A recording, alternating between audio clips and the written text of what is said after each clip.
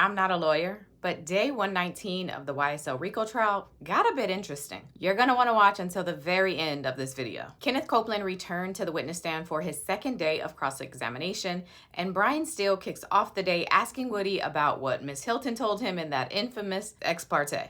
When you, your lawyer, Ms. Bumpkus, and District Attorney Hilton were speaking, the three of you, just the three of you, did District Attorney Hilton tell you that you would be arrested, locked up, whatever the words are, if you testified to this jury that you had anything to do with Donovan Thomas's murder? Yes. Okay. Did District Attorney Hilton tell you, with you, Ms. Bumpkus, and District Attorney Hilton, no one else, that if you invoked your Fifth Amendment right, you would be locked up or jailed? Yes. Other than those two issues you just told, your use immunity kicks in and you would not be locked up for anything else you testified to. Is that how you understood it? Yes. Okay. From there, Brian still spent the rest of the day pointing out different things Woody said in the 4 interviews that he did with police. But the point Steele is highlighting is that police never went back to verify any of the things that Woody said in the interviews.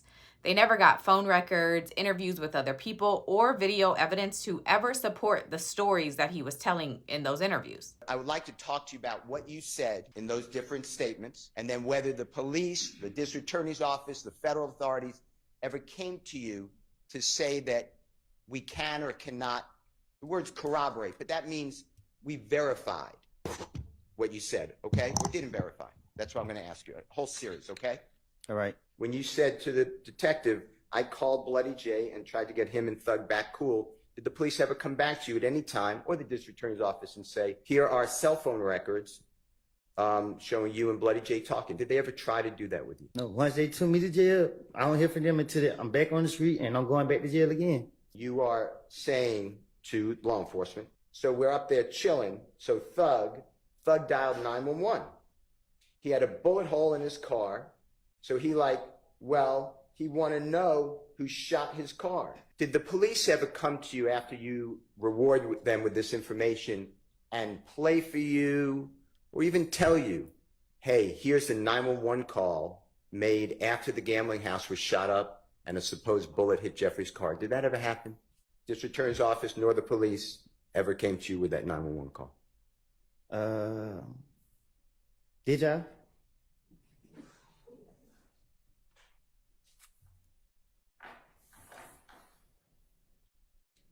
I don't know. Did anybody come to you from the police, the district attorney's office, and say, we corroborated this car window story? Did they ever tell you that? After 2000, when I gave an interview and went to the feds, I haven't heard anything from the state, the police, nothing until they kicked me in the streets. Did the police ever come to you, when I say police, I'm including everybody, come to you and inquire of you, ask you, your phone shows no calls between 7:01 at night and 7:23 or 24 at night on the night Donovan Thomas is shot? Did they ever ask you to explain or why there are no calls during that time? Did they ever discuss that with you? They don't tell me nothing. You were trying to launch your own career as a musical artist at that time, true? I was trying to find myself. You put out music videos. Jeffrey never had the pleasure of having you featured in one of his songs. Is that true? No, I ain't never been in his song. Jeffrey never was featured in one of your songs. Is that true? No, me and him don't have music together. But he did put you in one song of his. You know the song Halftime? Do you remember the line, if you mess with me, Woody will come up and pop in the noggin? Yeah. And there's no truth to that lyric that you would pop somebody in the noggin for Jeffrey. Am I right? I would never. Now, do you remember putting out a song and a music video entitled Homicide? Yeah. Jeffrey had nothing to do with that song or music video. Is that true? I started doing music with somebody else. And one of the people that you started to do music with is a gentleman named Mr. Turner, or you referred to him as Threat. Is that true? Yeah. Relevant, Your Honor. It's irrelevant. I believe that there is an indication of an image of that appears to be like Mr. Donovan Thomas, and Threat is in the video as well as Mr. Copeland. Say, twin, you got that fuck nigga y'all been looking for? All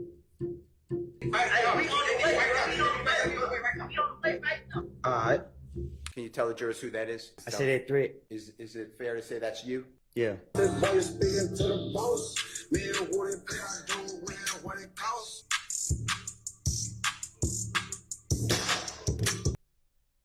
That man who had money on his head and then was shot in the video, did that have anything in your mind to do with Donovan Thomas? No. It's just a video, a music video? Yeah, just a video. Do you remember giving an interview saying that you are a real gangster, but other people are just musicians, play gangsters? Do you remember saying something like that? You gotta show me. At the end of the day, I got a story to tell. Yeah. You want to listen to it? Or you keep listening to these niggas that ain't did nothing gangster, nothing tough a day in their life. But you're explaining that you're a real gangster, not these other people who are pretending. That I'm not saying that's a quote, but something like that. That's what you were discussing. That's what I said. Yeah. Because I had a pride thing. Like, I don't want to be labeled as nothing but a gangster.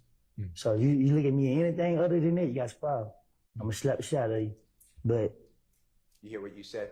I think we all heard. That's what you want people to look at you as. Tough. Nah, I just wanted people to know. Not to look at me. I wanted them to know. That you're tough. My word. I ain't tough. I just ain't scared. My stomach hurt bad, Judge. I feel like I got cramps.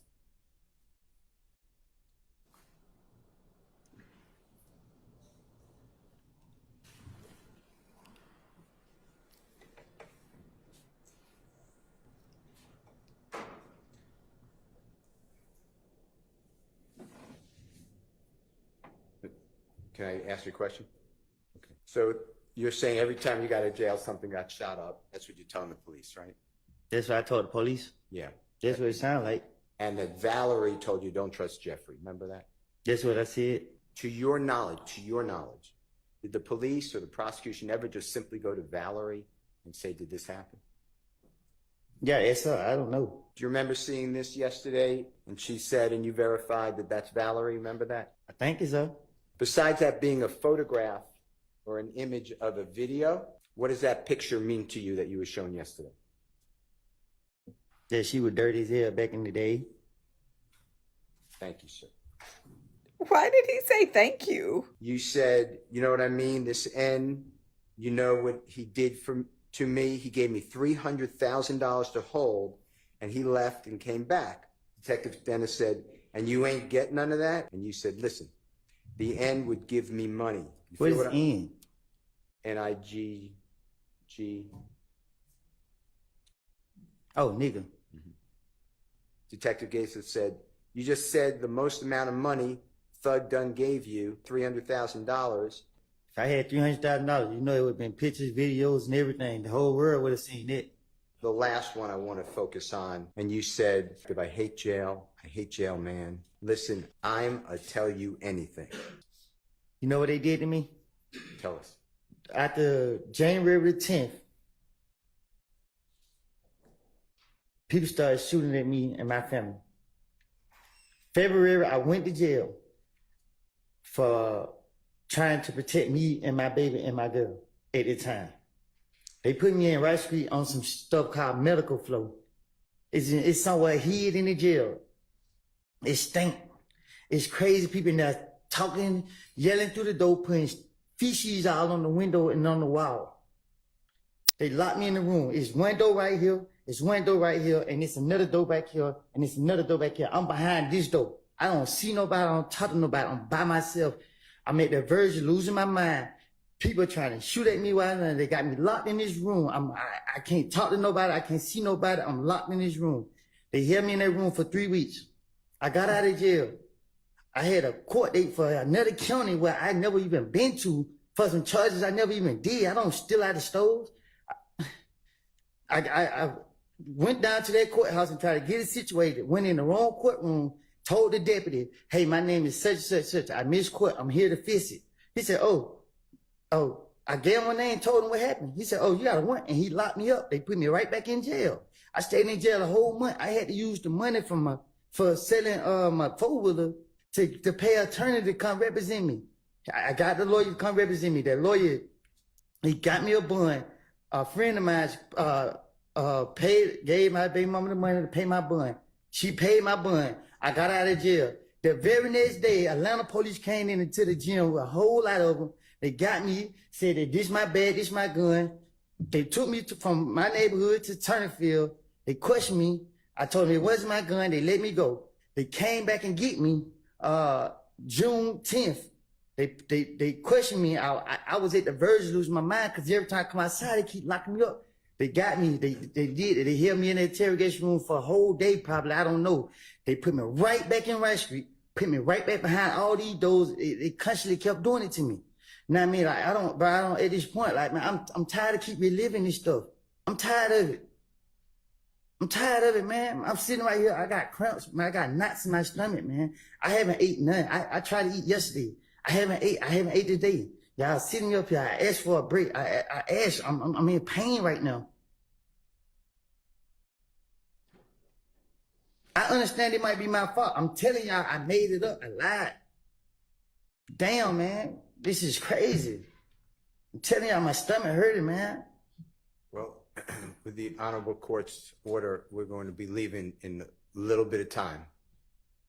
Can you try to just listen to the JW240EE that I just said?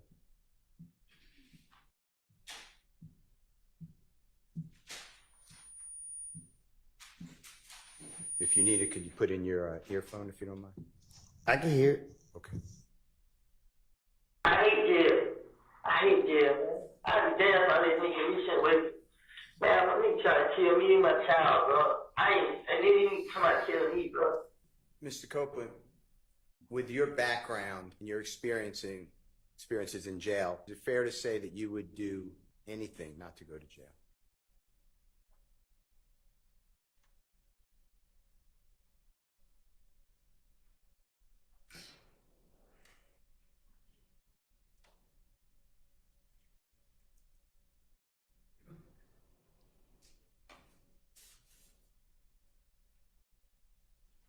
Mr. Copeland, can I ask you a couple of questions? I'm listening. Okay.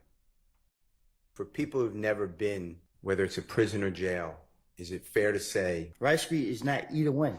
There's not prison or jail. I don't know what that place is. This is the worst place in the world. do you remember being in custody after Friday, June 7th, 2024, after the first time you testified before the ladies and gentlemen of the jury, and before you came back in the late morning of Monday, June 10th, 2024? Do you remember where you were held? You talking about they locked me up here? Yes, sir. They took me to Rice Street, and then the next day came, they took me from Rice Street to DeKalb County Jail. And they damn near just as worse as Rice Street. Describe to the ladies and gentlemen jury what it was like when you were in that jail. Objection relevant, Your Honor. So let's move on. After giving law enforcement officers January 11th, 2015 recorded interviews, January 28th, 2015 recorded interview, February 20th, 2015 recorded interview, February 21st, 2015 recorded interview, June 10th, 2015 9-hour recorded interview, you got charged with murder for Donovan Thomas. Can you say it again? Yes. Do you remember Detective Thorpe swearing out a warrant for you for the offense of murder for you knowingly and intentionally with malice aforethought on January 10, 2015 at 330 McDaniel Street, Atlanta, Fulton County, state of Georgia, did participate in the drive-by shooting? Hang on just a second. Do you remember being served by a United States Marshal these warrants? No. My attorney told me. And you were charged with what crimes? He just said murder. For Donovan Thomas, right? That's what he said. So Detective Thorpe took out a warrant for you for murder of Donovan Thomas just 4 months after you gave the last interrogation that we have, June 10th, 2015. Right? Yes, you're hearing that right. 4 months after Woody gave his last police interview, he was charged with the unaliving of Donovan Thomas. Those charges were later dropped, and now co-defendants in this case have been charged. Following this part, Brian Steele starts going over the deals that Woody has pled to in the past, and then the day ends. Steele expects to finish up his cross-examination tomorrow, and then the other defense attorneys will be up to do theirs. There will not be court on Thursday, Friday, or Monday, so this is your warning. Can I leave? Yes, we'll see you back at 9 also.